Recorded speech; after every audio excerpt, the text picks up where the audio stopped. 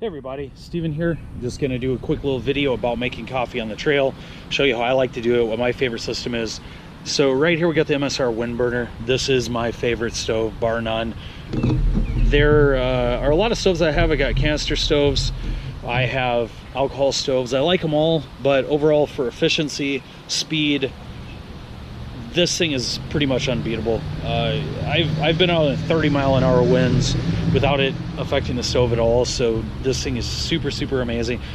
One of the things that it does have as an option is a coffee press. So with this press, you've got two pieces of metal here that come apart. You're going to put them through the hole here, you're going to screw this on, and then you have a press. So you're going to boil your water. Once you get it to a boil, you throw your coffee in there, then you let it sit for a while with this in there, you know, sealed on the top, and then you press, you have some coffee. I find it to be kind of a little bit funky. Quite a bit of coffee grounds do get through this, even though they really shouldn't. This thing gets filthy. I gotta clean it again, but it just gets filthy. It's really messy. It gets the pot really messy. It's just all in all, it's kind of a messy thing. So what I've found is this GSI pour over. I find that the cup of coffee that this makes is a lot smoother. It's really lightweight, really minimal, really easy to use and really fast to set up. So I'll kind of show you all how you use it. So with the wind burner, you have this cup here. I tend to not like my coffee to stay hot for a super long time. I don't like super hot coffee, so this is okay for me to have this cup.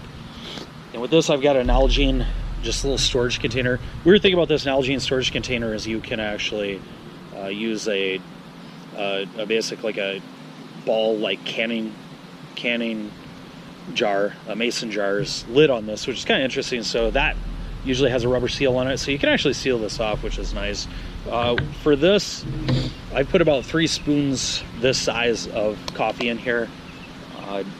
I like my coffee pretty strong. I also do find that with a pour over, that your coffee is not going to be quite as strong as it will be with pressed or percolated coffees. So especially in this one, so I do kind of make up for that by carrying a tiny bit more coffee to suit my taste.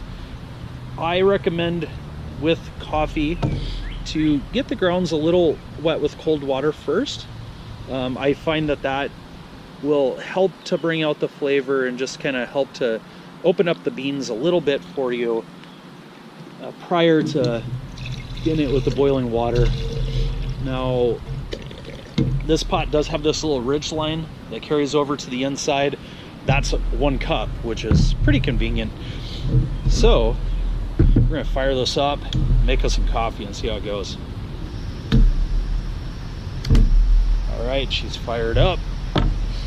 Throw our lid on here. Yeah, there's so much heat coming off that. All right, now we wait. But it's a wind burner, so we don't wait very long, which is nice. I'm gonna move this away from me a little bit. So I got that all kind of wet and prepared. So hopefully this will turn out to be an okay cup of coffee, so we'll see.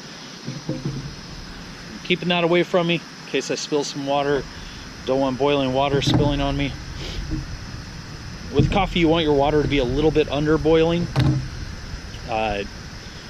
One thing about these pots is that they do have a kind of a heat dispersion system in them. They've got fins, so they will hold heat a little bit longer than a normal pot on the bottom. So you can probably get away with not bringing it to a full boil and still have it hot enough for your coffee.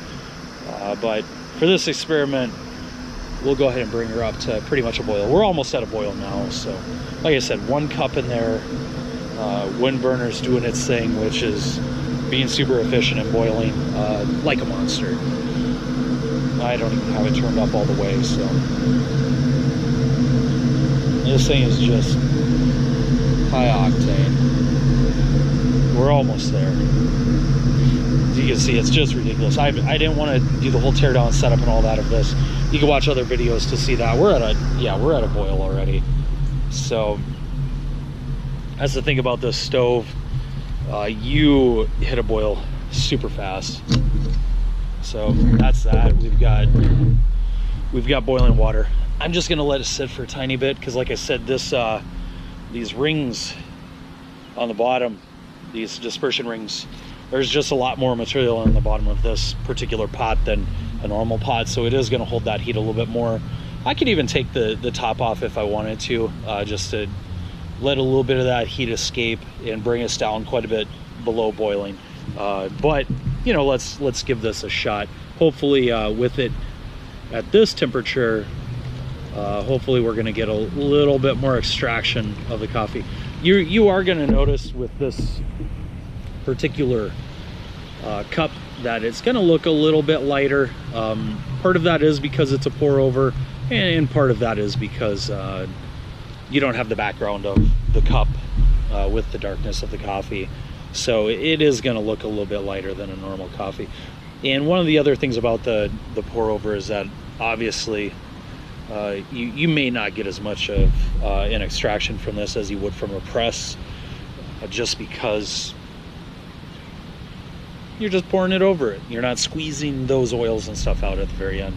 All right, so we've pretty much got all that we can. You know, I can do a little squeezing here if I want to get a little bit of that darker flavor, a little bit of those oils and stuff out. So all right, so that's that.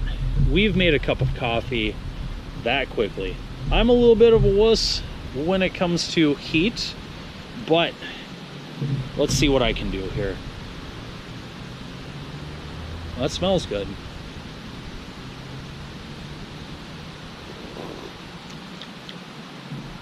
That's dark, it's strong, so that's good. It's high octane.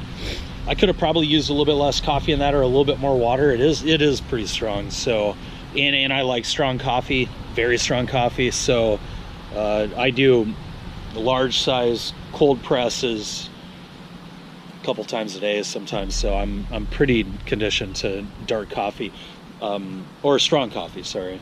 So this is strong. So as you can see, three of these spoons, about a minute to boil, about another, not even a minute to extract the coffee from that, and you've got yourself a cup of coffee. That's why I love this system. It's really fast. For me, this is going to cool down a little bit faster than it would in probably a metal cup or one of those insulated cups. And for me, that's good. I like my stuff to cool down a little bit. I don't like super hot liquids in my mouth. So there you go. That's my favorite way to do coffee on the trail. Hope you enjoyed it. Ask me questions if you need. I know it was a pretty simple video and doesn't show a lot, but there you go. See you next time. Oh, little bonus footage here, which I'll probably just add after the video. This thing's so easy to clean. You just basically, I had the coffee in there, you turn it inside out, plop it in whatever you're gonna plop it in, whether that's in your campfire, whether that's in a garbage bag, whatever you're doing. I'm not going to tell you how to dispose of your coffee, but you turn it inside out and you just run water, and you'll get a little bit of coffee collecting on the seam. You squirt a little bit of water on there, and that's clean. That took me like 5 seconds to clean it. So it's really easy, and it dries super fast. So you let this sit out for like half an hour, it'll be bone dry. So there you go. Thanks.